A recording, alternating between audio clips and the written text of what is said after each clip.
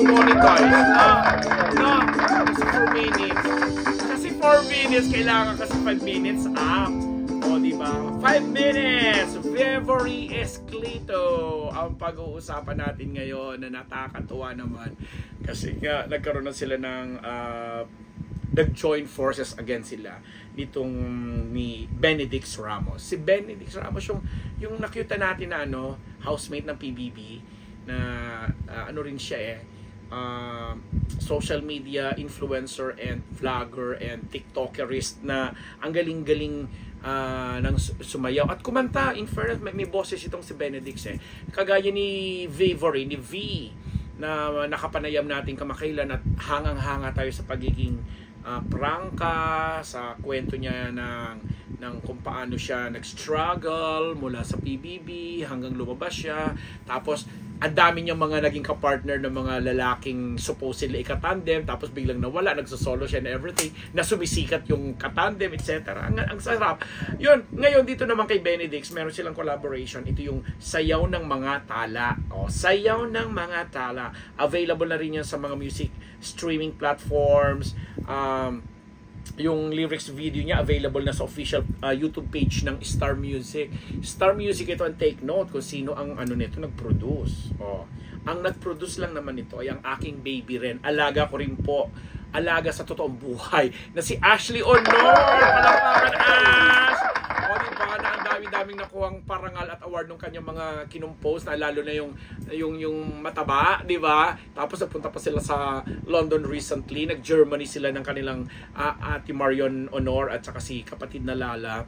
Co-manager po kasi ako ni Ashley at saka ni Marion. Si Marion nasa Under Viva, itong si Ashley dinala naman po namin sa Star Music. And sa Star Music, hindi lang siya isang singer, hindi lang siya collaborator ng mga musicians, kasi siya rin po ay nagpe-perform, pero producer din siya at the same time. At ito nga pong collaboration ni na Vevory at saka ni Benedict na Sayaw ng Mga Tala na ay produce po niya for Star Music para sa dalawang ito, na dahil naniniwala siya na kakaiba ang tandem na to, at saka ang galing ng composition niya. Although this was first recorded by Mati Honyosa ng Idols yung mga tumatastas ang kilay, Diyos, na nirelease po ito noong 2020 pa, pero this time parang ni-revive or something, na binigyan ng bagong touch, mas binagay kina Vevory at saka kay Benedict. Si Esclito nga, sabi nga natin kanina,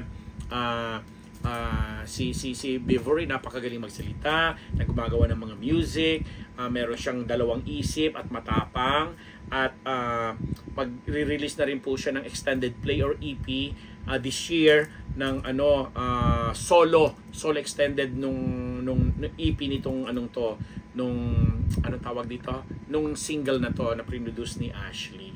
Samantalang si Ramos, si Benedict po, may collaboration with Trisha naman yan. Ni-release lang last year yung kanilang Tara G, and then nag-Pinoy Big Brother nga Community Season 10, at napanood na rin yun siya sa Love in 40 Days. Yan, isa rin po siya sa mga host ng Bida Star Versus Bida Star Versus last year yon.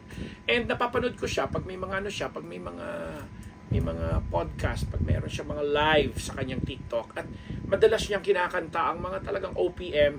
Ang ganda ng boses niya. Siguro very soon, and with this collaboration nila na Vevory na Sayaw ng Mga Tala, sana mabigyan na sila ng although si Vevory talagang alam natin na magaling kumanta at nabibigyan din naman ng pagkakataon yan. Itong si Benedict, sana mabigyan din ng mas malaking chance or mas malaking partisipasyon para mas maging active siya sa show business gaya ni Vevory. And of course, for Vevory, we hope kay V na kagaya ni Bel Mariano ay very soon makapaglunsad din siya ng kanyang solo concert, makipag-collab pa siya sa mga ibang artist, kasi bukod sa pagkanta at mahusay niyang pagsasalita, napakagaling din niyang host, na nakita namin kung paano siya magsalita, kung paano siyang magpaliwanag, kung paano siyang makipagkwentuhan, etc. So she can be a very effective host also. But sabi nga niya, yung music ay hindi niya mawawala sa kanya, hindi niya maiaalis, kasi aside from singing, she also composes, nag-a nag-arrange din siya, lyricist din siya. Lyricist meaning naglalagay siya ng mga words, ng mga letra. Kaya yung mga fans ni Bevory dyan, kung meron tayo mga na isasuggest or naiisip ng magagandang konsepto na pwede nating ibato, especially sa Star Music, kasi Star Music naman ay lagi naman po nating nakaka-collaborate, especially nandiyan si Ashley Honor, at kahit nga hindi ko pa ibabalita, pero sa Star Pop darating din yan very soon ang akin namang anak. O di ba, kailangan suportahan nyo yun, ha? Talagang in-announce ko na, no? Darating naman very soon sa Star Pop. Anyway, saka na lang yun. But for now, Bevory Esclito, Benedict Ramos, sana one day makapanayam namin kayo dito sa Unbettable Channel. Inaasahan din natin na wini-wish natin ng very good luck ang inyong pag-join forces para sa track ng Sayaw ng Mga Tala. And speaking of Bevory, sabi niya sa amin within the year, she hopes na makalabas sa isang series na ipapalabas uli bago matapos ang taon mula sa Kapamilya Channel. And si Benedict, sabi nga natin, napapanood namin very active siya sa social media, particular sa TikTok. Sana rin mas makita pa rin natin siya sa iba pang mga programa.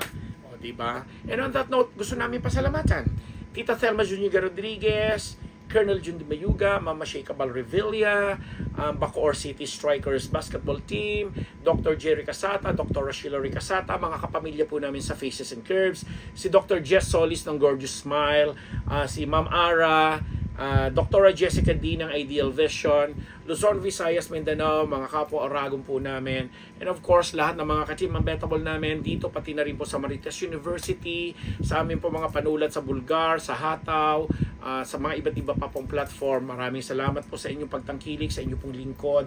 Ambet Nabus po, Diyos Maray na Bangge, mabalos po sa ating lahat. Magandang gabi po at thank you.